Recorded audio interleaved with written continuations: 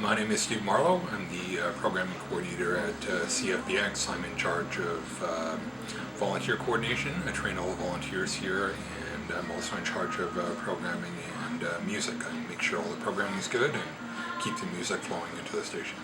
Well, we're an alternative station. That means that we broadcast music and information and opinion and news that you cannot hear on commercial radio. So that runs the gamut from classical to folk to jazz to metal to electronic to hip-hop. My name is Brant Zwicker. I'm the station manager at Campus Radio CFBX right here in Kamloops. There's always new music coming in, new volunteers coming in, so it's never old hat.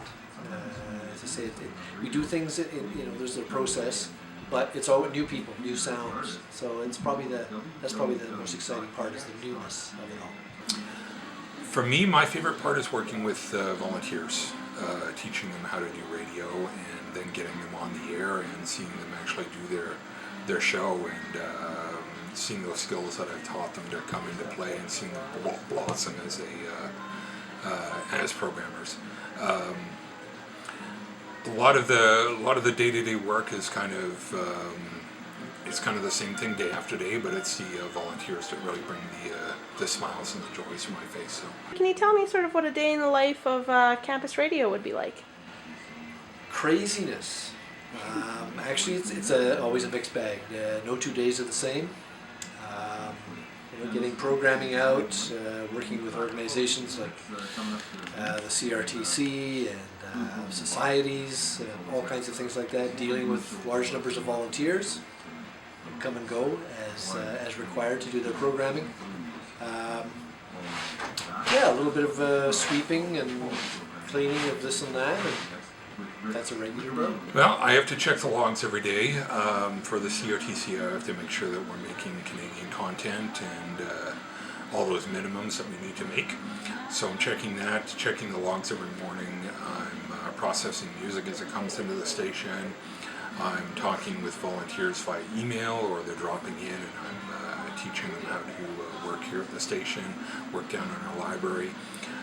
Talking to record labels either by email or by phone. They're phoning me up and asking me how their album is doing. I do production on a regular basis, so I'm up in the production booth recording voiceovers or promos or things like that.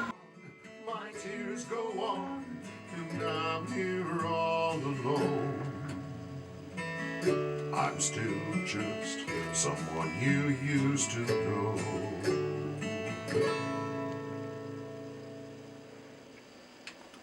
Wow, someone you used to know. And a local artist, Blue and Kelly Hopkins, and that's off their CD Homegrown.